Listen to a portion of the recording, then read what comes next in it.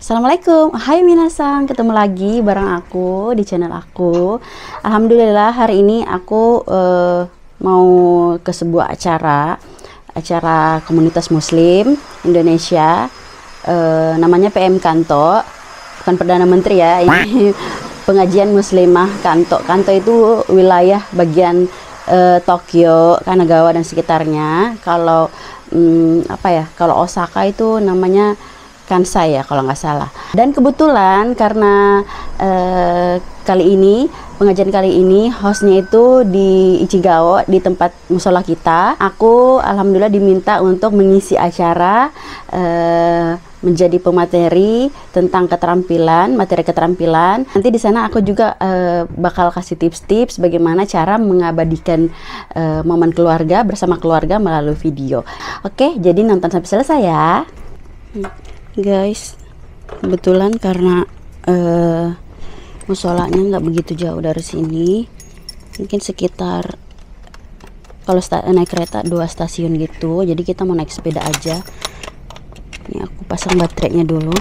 Jadi ini sepedanya pakai baterai gitu ya. Nah, terus ini aku juga bawa laptop untuk ntar presentase, sama bawa cemilan gitu, minuman. Kalau jadi pengajian ini nih kita urunan gitu, nggak urunan juga sih ya, seikhlasnya aja mau bawa apa gitu buat kita konsumsi bersama. Nanti di sana ada makan siang juga.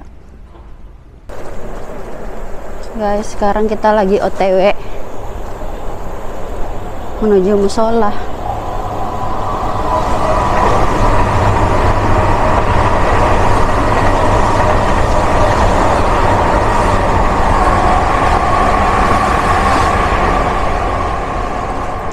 Enaknya kalau naik sepeda itu ini ya, fleksibel ya, sekalian olahraga juga.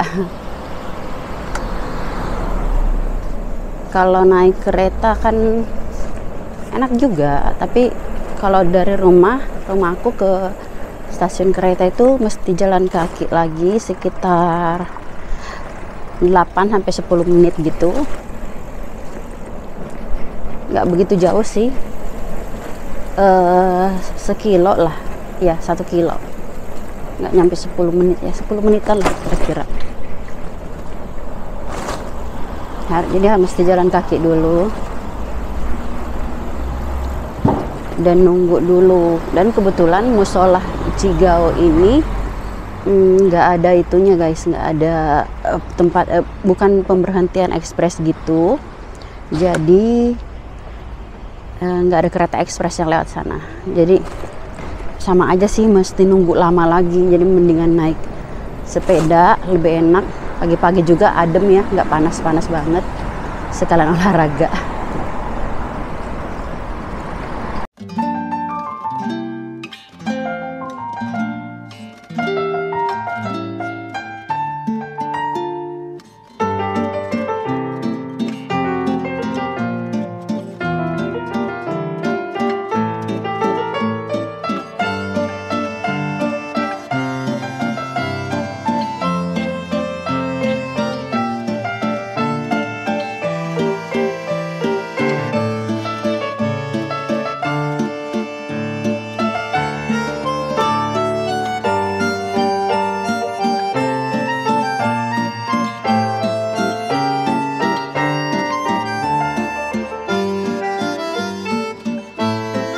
Guys, ini aku mau liatin ke kalian.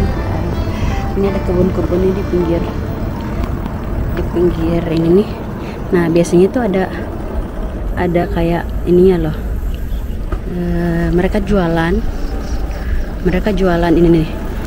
Jualan sayur, ini kan punya petani ya. Nah, terus mereka biasanya supply ke supermarket gitu ya, atau kombini. Nah, biasanya ada tuh di sini. Mereka taruh jualannya mananya. Nah, ini mereka taruh di sini jualan mereka macam-macam, setiap musim beda-beda ya.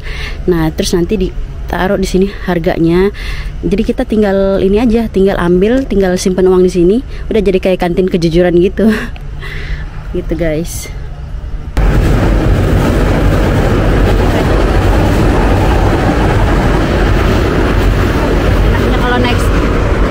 Enaknya kalau naik sepedanya kayak gini, jadi kita bisa lihat pemandangan kayak gitu. Nih guys, semuanya bersih ya, nggak ada sampah.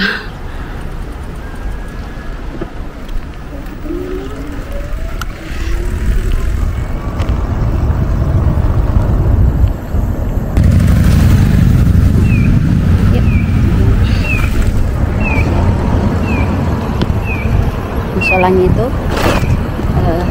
ini di tanjakan ini, nanti belok kiri, ya nyampe musolanya. Bingung nih mau parkir di mana ya? Soalnya nggak boleh sembarangan parkir. Kalau nggak parkir, oh ini musolanya.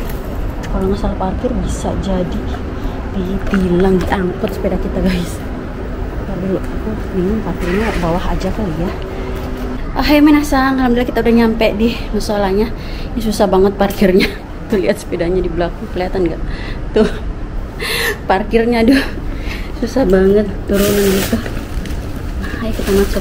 Oh iya, ini musolanya nih. Nah, jadi ini musolanya guys. Udah pernah kayaknya di video aku yang dulu ya. Musolanya jadi kayak gedung apa atau gitu, apartemen. Tapi lagi nge-vlog. Halo. Halo, namaku Emir. Oh Emir Kunnya. Ya. Ini guys, musola kita tercinta. Alhamdulillah. Assalamualaikum. Ayah ini udah selesai.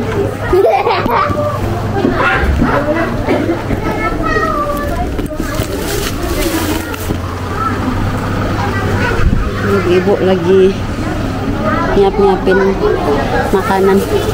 Baik kak. Mbak. Apa kabar? Alhamdulillah. Iya, sendiri doang. Satu orang doang.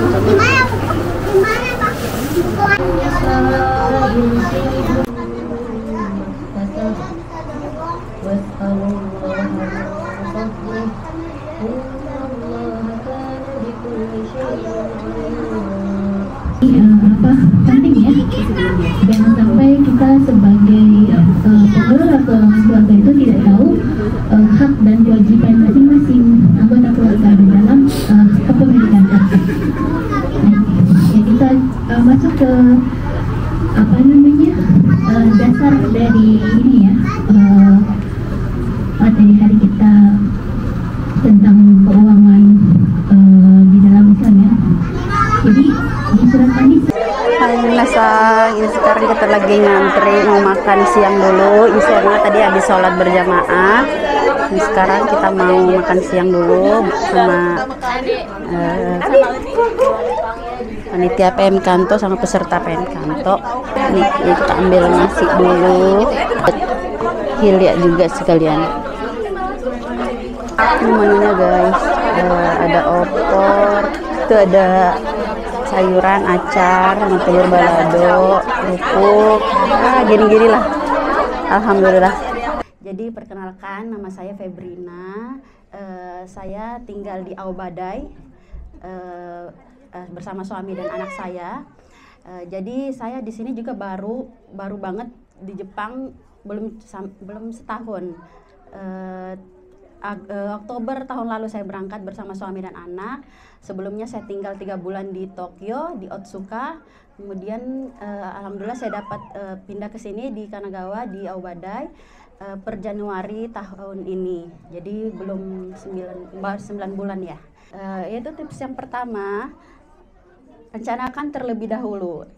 Nah, ini biasanya sebelum kita membuat sebuah video, pastikan kita harus tentukan dulu tema atau tujuan video apa yang akan kita buat. Apakah itu video harian sehari-hari, momen khusus, atau acara keluarga tertentu ya. Jadi sebagian besar juga saya rasa ibu-ibu di sini ada yang bekerja, ada yang di rumah, jadi pasti kegiatannya berbeda-beda ya. Jadi untuk bikin video itu juga nggak asal semua pasti kita rekam dari awal sampai akhir, asal main rekam aja pasti enggak ya. Jadi pasti ada rencana dulu. Jadi kita misalkan kita mau jalan-jalan kemana nih sama keluarga, misalkan kita mau piknik atau kemana, jadi harus kita rencanakan dulu. Nanti kita rekamnya seperti apa yang kita persiapkan dan lain-lain. Terus tips yang kedua, pilih peralatan yang tepat. Pilih kamera atau perangkat perekam dengan kualitas gambar yang baik. Lebih baik lagi apabila perangkat yang digunakan itu dapat mengatasi situasi pencahayaan yang berbeda-beda. Tapi saya rasa kalau zaman sekarang ini pasti HP pun udah canggih-canggih semua ya, kamera HP udah bagus-bagus semua dibanding dengan beberapa tahun yang lalu. Zaman dulu pasti kalau untuk merekam video itu susah, harus pakai kamera roll, handycam, atau kameranya juga pasti kameranya bukan sejernih sekarang ya. Jadi kalau untuk peralatan perangkat perekam ini saya rasa udah mudah sekarang dibanding dulu-dulu. Yang ketiga, stabilkan gambar. Nah, ini penting juga. Biasanya cara menstabilkan gambar itu bisa menggunakan tripod atau stabilizer. Stabilizer itu kayak gimbal gitu, jadi dia lebih stabil gerakannya. Ini tuh untuk mencegah getaran atau guncangan yang dapat mengganggu kualitas video. Jadi kalau kita biasanya lebih banyak beraktivitas bersama keluarga di luar, ini juga penting banget, apalagi kalau kita punya anak kecil ya. Biasanya kalau kita ingin merekam video bersama anak kecil itu kan banyak gerakan mereka ya, jadi susah gerak-gerak, jadi kualitas videonya itu kurang bagus lah. Kalau misalkan ya kadang kita sambil ngejar-ngejar gitu ya, aduh jadi kayak jelek nih hasilnya gitu. Jadi kalau misalkan kita punya tripod lah minimal ya, tripod sekarang juga murah-murah, jadi pasti hasil video yang kita buat itu lebih baik lagi, lebih stabil lagi. Terus yang keempat itu rekam suara dengan jelas. Pastikan suara yang direkam dengan baik, gunakan mikrofon eksternal jika diperlukan untuk mendapatkan kualitas audio yang lebih baik. Biasanya kualitas rekaman kita, suara kita lebih baik lagi. Jadi kalau misalkan kita sedang merekam di luar dan berisik gitu ya, bising, jadi lebih jelas. Jadi hanya fokus ke suara kita aja. Jadi kita nggak terganggu dengan suara-suara di luar. Jadi penyampaian dalam videonya juga jelas. Terus yang kelima, cari sudut yang menarik dan biarkan momen terjadi secara alami.